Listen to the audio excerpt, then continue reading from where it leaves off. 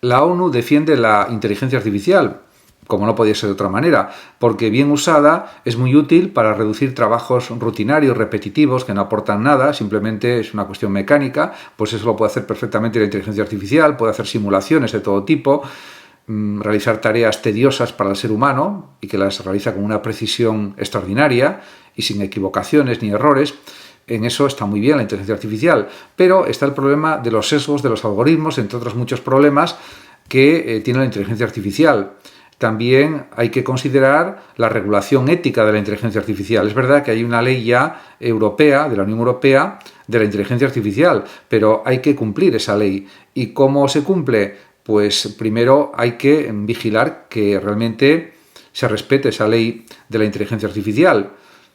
y de esa forma conseguir que al final todos los nuevos desarrollos de la inteligencia artificial estén subordinados al bienestar humano, como es lógico por otra parte, que no intenten suplantar a los seres humanos, que los seres humanos puedan controlar en todo momento las actividades de la inteligencia artificial y en ese sentido hay una tarea muy grande por realizar. Y luego que tampoco se use la inteligencia artificial para la realización de fraudes, engaños masivos a mucha gente, etcétera, algo que ya está sucediendo lamentablemente y que es difícil de luchar contra ello por parte de las fuerzas de seguridad y de la justicia. Por lo tanto, hay grandes retos y desafíos para el buen uso de la inteligencia artificial actualmente en el planeta. Europa prepara un plan para atraer a los mejores investigadores, porque la Unión Europea se está dando cuenta de que hay una fuga de cerebros que se van a otras partes del mundo, como a Estados Unidos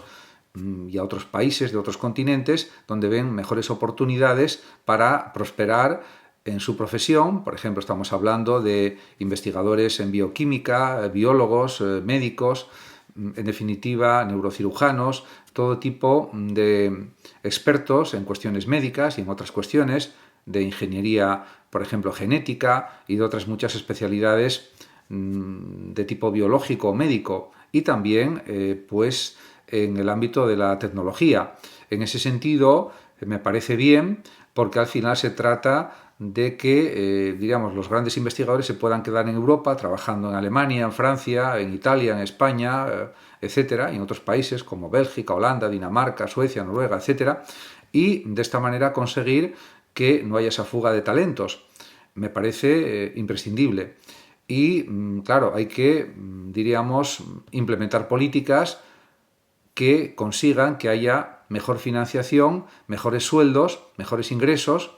para estos investigadores que se dedican en cuerpo y alma a su labor, que es esencial a nivel biomédico o a nivel de ingeniería, por ejemplo, de tecnología, de obras públicas, etc.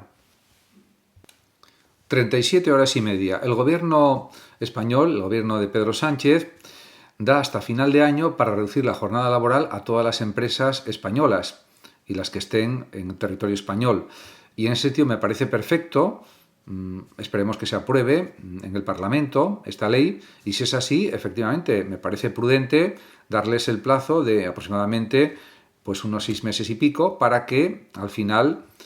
todas las empresas en España que estén instaladas en nuestro territorio cumplan la legalidad y desaparezcan las horas extras no pagadas y sobre todo que se cumplan los horarios de forma rigurosa, porque en muchos casos no se cumplen los horarios porque hay distintas estratagemas ilegales que se utilizan para que al final, aunque sobre el papel se cumplen las 37 horas y media, al final no se cumplan. Y esto no puede ser. Tiene que haber sanciones muy fuertes para evitar esto y un control continuo, en mi opinión, de los inspectores de trabajo para conseguir que todas las empresas cumplan con los horarios establecidos por la ley. Porque de otra forma se está incumpliendo la legalidad y se está incumpliendo la ley y encima se está perjudicando a los españoles y a la economía española. Más de 21 millones y medio de trabajadores en abril es una encuesta de población activa que es un récord histórico. De hecho, en algunos medios de información hablan de 21.600.000 trabajadores y esto supone que han conseguido trabajo 231.000 personas más a las que ya estaban trabajando en el mes de abril pasado. Esto indica que la macroeconomía aparentemente va bien, aunque no del todo, porque sigue habiendo una cifra de paro de 2.700.000 personas aproximadamente en España, Y también hay que pensar en la microeconomía, porque hay millones de españoles que llegan pues con muchas dificultades a final de mes y que incluso no pueden alimentarse adecuadamente por la falta de dinero para vivir. Y esto es una realidad que no se puede discutir ni negar, porque es algo que está percibiéndose en el ambiente y que hay estudios e investigaciones que lo demuestran. Por lo tanto, esa es la auténtica realidad, la microeconomía y no solo la macroeconomía. Y eso hay que destacarlo también claramente, porque cualquier país democrático no solo tiene que pensar en la macroeconomía, sino en la microeconomía. ¿Y por qué sucede esto? Porque los sueldos tenían que subir bastante más y no están subiendo, y diríamos que la inflación está subiendo de una manera desaforada y en cambio los sueldos no suben en la misma proporción o prácticamente no suben. Y eso crea pues bolsas de pobreza en la ciudadanía española. Es lamentable, ha desaparecido prácticamente la clase media y al final nos estamos pareciendo cada vez más a los países latinoamericanos o algunos de ellos, en los que hay un núcleo de gente muy rica y el resto, pues bueno, tiene que vivir como pueda. Cuenta atrás para el cónclave. Mañana comenzará el cónclave y esperemos que al final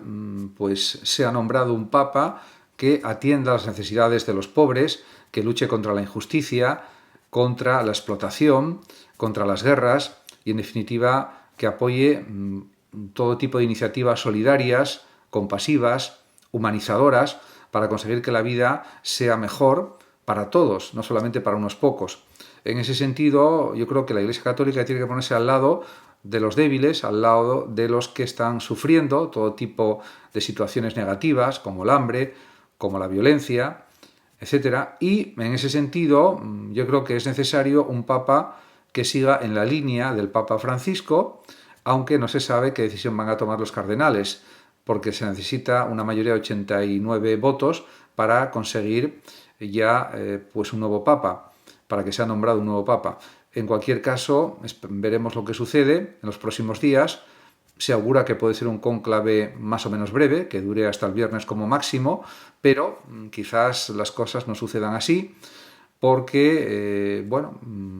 los cónclaves son imprevisibles y aunque haya candidatos con más posibilidades teóricamente de ser elegidos papa, pues a veces surgen sorpresas también. En otras ocasiones no. Por lo tanto, no se pueden hacer pronósticos exactos de lo que va a suceder. Simplemente todo son probabilidades y posibilidades. Al Congreso, la ley para reducir la jornada laboral a 37 horas y media frente a las 40 horas que existían hasta ahora.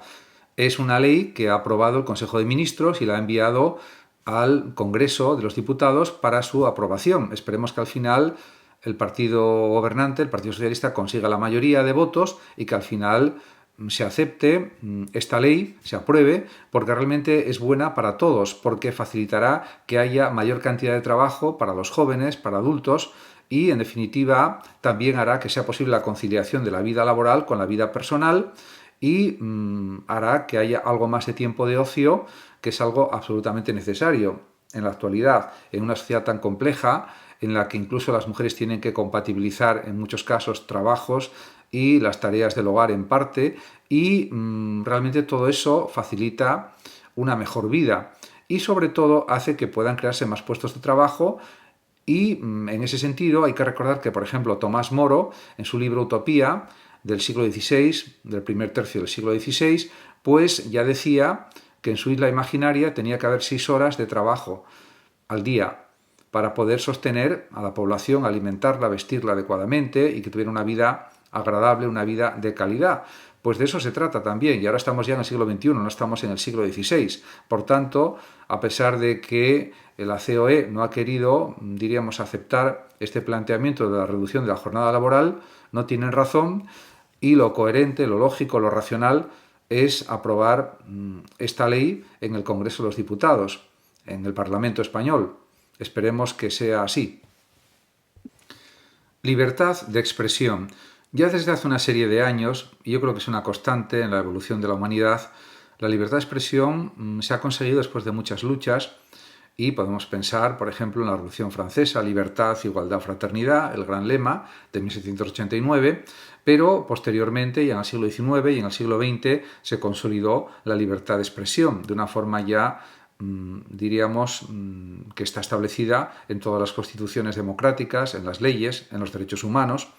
Y en ese sentido, lo que no tiene lógica ninguna es que nadie quiera limitar la libertad de expresión de nadie. Todo el mundo puede escribir los artículos que quiera, dar las opiniones que quiera, siempre que se respete la ley y que se respete a los demás, pero el derecho a la discrepancia, a la diferencia de opinión, existe. Nadie puede pretender que todo el mundo tenga que tener una línea de pensamiento determinada porque esa es la línea de pensamiento normal y aceptable. Todo el mundo puede tener diferentes criterios, diferentes análisis de la realidad, diferentes ideas, diferentes opiniones, y las puede justificar y razonar y argumentar. Y al que no le guste, pues ya sabe lo que tiene que hacer: leer otro tipo de artículos, o leer otros libros, o ver otros vídeos, etcétera, etcétera. Pero parece que hay gente intransigente que quiere que los demás piensen como ellos piensan, y eso no puede ser de ninguna manera, porque la libre voluntad de cada persona es la que decide cómo piensa, cómo actúa, lo que hace, lo que no hace, lo que decide, lo que no decide, cómo quiere decidir, cómo quiere vivir, cómo quiere escribir, etcétera. Y eso parece que hay alguna gente que no lo quiere entender, pero esa es la auténtica realidad. Lo digo porque en este mundo de las redes sociales y de la comunicación, pues hay gente intransigente que no admite que pueda haber discrepancias, diferencias de análisis respecto a las cuestiones reales, y también en relación con planteamientos sobre muy diversas cuestiones que nos pueden afectar a todos, y que para eso está la libertad humana, para que cada uno construya su propia vida, su propia mente, su propia mentalidad, construya sus propias ideas de la forma que tiene que ser, que es absolutamente libre, totalmente libre. Nadie puede mandar en nadie.